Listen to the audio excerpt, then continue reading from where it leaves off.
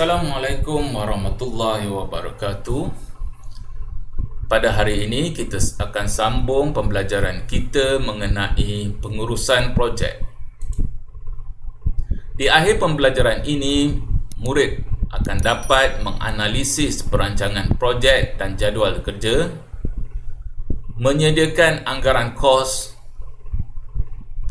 pembentukan kumpulan kerja berdasarkan tugas dan peranan. Analisis perancangan projek dan jadual kerja. Menganalisis perancangan projek bermaksud mengenal pasti segala aktiviti yang terlibat dalam pelaksanaan projek.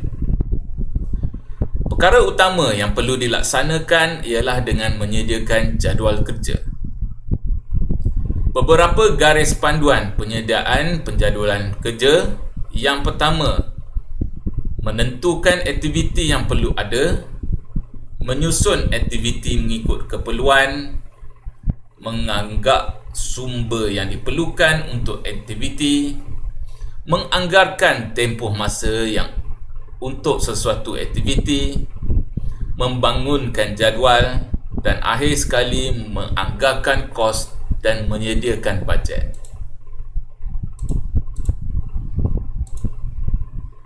Perkara yang perlu dianalisis dalam perancangan projek. Yang pertama, mengurus reka bentuk projek. Dalam aspek ini, penyediaan rancangan cadangan reka bentuk perlu dilakukan. Perlu mengenal pasti bahan dan alatan yang digunakan, ciri-ciri istimewa reka bentuk projek dan kos.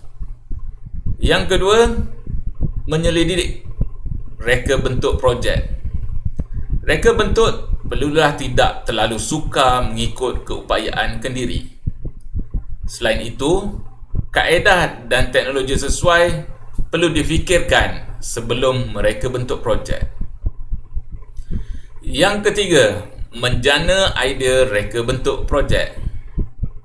Pengumpulan idea reka bentuk, idea yang diperolehi melalui diri sendiri, kawan, guru, internet dan model sebenar. Idea diterjemahkan dalam bentuk lakaran. Yang keempat, membuat mock-up projek. Mock-up dibina sebelum model dihasilkan. Mock-up dikenali sebagai model olok-olok, tidak menggunakan bahan sebenar. Dan yang kelima, menguji dan menambah baik mock-up. Kerja-kerja penambahbaikan dibuat setelah ujian dilakukan. Penyediaan anggaran kos. Anggaran kos adalah perancangan perbelanjaan yang diperlukan sebelum menghasilkan sesuatu projek. Lazimnya terdapat dua kaedah dalam menyediakan anggaran projek. Kaedah yang pertama dinamakan unit atau kuantiti. Kaedah ini dikenali sebagai anggaran mengikut aktiviti barangan atau perkhidmatan. Anggaran kos ini disediakan berdasarkan bilangan unit pengguna. Sebagai contoh pengiraan, kos penganggaran bagi sesuah barang adalah RM100. Jumlah barang yang dikendaki bersama dengan 50 buah. Daripada situ, kos anggaran awal kita boleh dapati dengan RM100 darab 50 buah bersamaan dengan RM500. Kaedah ini pantas dan mudah difahami. Akan tetapi, ianya tidak tepat kerana tidak mengambil kira kos barangan yang terlibat, contohnya kos pengangkutan. Kaedah yang kedua untuk penyediaan anggaran kos dinamakan sebagai konsep SMART. Konsep ini diguna pakai dalam penentuan anggaran keseluruhan projek, bermula dari spesifik, M, measurable, A, attainable, R, realistic, T, time bound. Spesifik bermaksud penetapan tujuan atau objektif projek. Measurable bermaksud pengukuran pengagihan keuangan dalam kos-kos yang terlibat. Attainable bermaksud projek itu boleh dilaksanakan dari sudut kewangan dan tenaga kerja. Realistic bermaksud kesesuaian dengan kehendak pengguna dan mencapai tujuan projek. Time bound bermaksud masa dan sumber kewangan yang mencukupi. Berikut adalah contoh bagaimana kita melaksanakan anggaran kos dengan menggunakan kaedah SMART. Yang pertama, kita masukkan tujuan projek. Yang kedua, kita buat pengukuran pengagihan kewangan bermula daripada kos bahan dan alatan, kos upah, kos overhead, dan hasil tambah dari kos bahan dicampur dengan kos upah campur dengan kos overhead, kita akan dapat jumlah kos modal. Daripada jumlah kos modal, kita akan bahagikan mengikut bilangan produk yang dihasilkan. Daripada kos modal yang kita dapat, kita campurkan dengan peratus keuntungan, maka kita akan dapat kos jualan. Daripada kos jualan ditolak dengan kos modal, kita dapatkan keuntungan. Kesesuaian dengan kehendak pengguna. Pastikan projek selari dengan tujuan dan keperluan pelanggan. Telah dibuat analisis melalui pelbagai perbandingan harga dengan produk yang seakan-akan sama dalam pasaran. Ini adalah memastikan produk itu memenuhi keperluan pelanggan dan harganya tidak terlalu tinggi. Tempoh masa dan sumber kewangan untuk menyiapkan satu projek berada dalam skop tugasan. Antara maklumat yang memberi panduan tempoh masa ialah tarikh mula dan tarikh akhir. Merancang pembentukan kumpulan kerja berdasarkan tugas dan peranan. Kumpulan kerja adalah ahli pasukan dalam satu unit organisasi, iaitu setiap individu membantu dan bekerjasama, berkongsi maklumat, mempunyai matlamat yang sama dan berkomunikasi. Setiap ahli kumpulan perlu ada peranan dan tanggungjawab masing-masing. Perkara ini penting bagi membina pasukan yang cemerlang, sama ada secara individu atau untuk sebuah organisasi. Kelebihan pembentukan kumpulan kerja terhadap individu. Individu tersebut akan merasa kurang tekanan dalam aspek pekerjaan. Tanggungjawab akan dikongsi bersama-sama ahli kumpulan. Ahli memilih tanggungjawab yang lebih khusus atau pakar. Penghargaan dan iktiraf dikongsi bersama. Ahli pasukan berkeupayaan mempengaruhi ahli lain, dan pengalaman dan pengetahuan ahli dikongsi bersama. Kelebihan pembentukan kumpulan terhadap kumpulan. Kumpulan tersebut boleh memperoleh hasil yang optimum.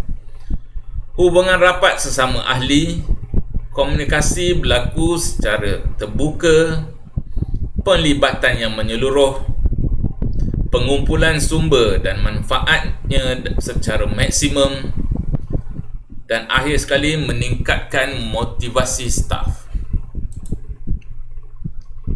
Perkara yang perlu diberi perhatian apabila bekerja dalam kumpulan. Yang pertama, memberi tugasan yang mencabar. Tugasan yang diberikan kepada ahli pasukan haruslah mencabar. Ianya membolehkan ahli memberi sumbangan kepakaran dan kebolehan yang optimum. Pihak pengurusan harus mengenal identiti individu dan memberikan tugasan yang selaras dengan kemampuan. Perkara yang kedua ianya membentuk pembentukan individu. Proses pembentukan individu perlu diambil perhatian melalui proses berikut. Yang pertama, latihan. Memilih individu yang mempunyai kemahiran interpersonal dan teknikal. Latihan yang diberikan kepada individu dalam pasukan. Ganjaran. Sistem ganjaran dalam bentuk pengiktirafan menggalakkan persaingan yang sihat. Langkah-langkah yang diambil dalam pembentukan pasukan yang berkesan. Yang pertama, kepelbagaian ahli dalam pasukan.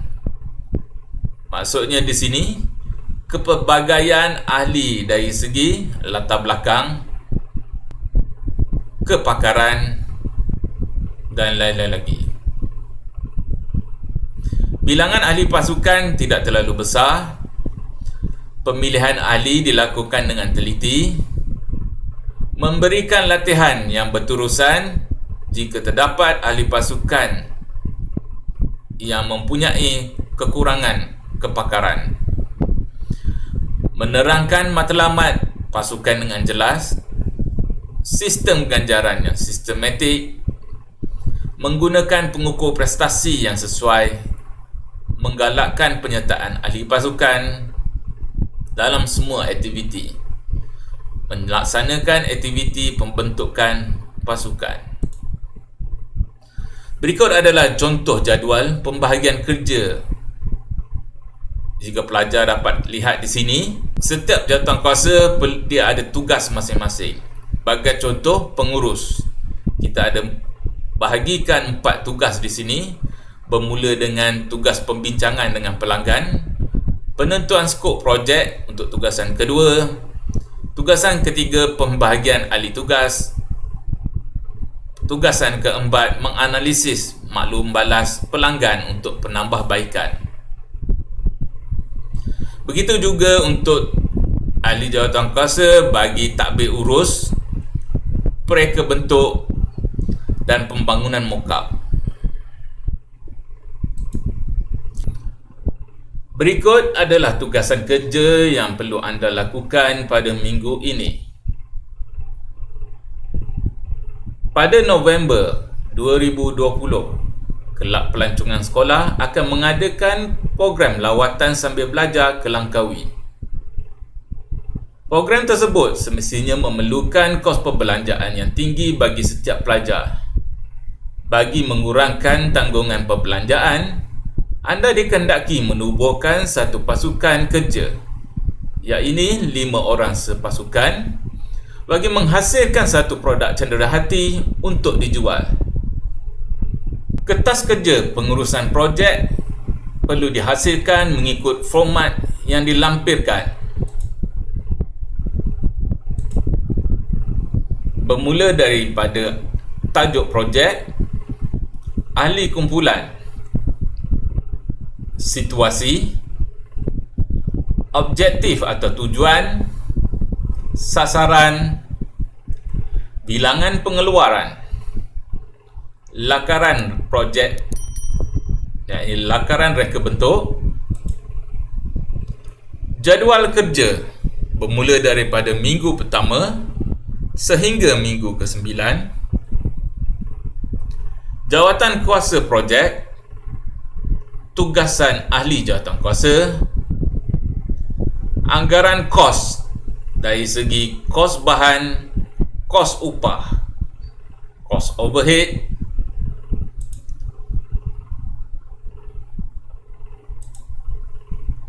kos modal, kos jualan. Sekian, terima kasih. Selamat mencuba.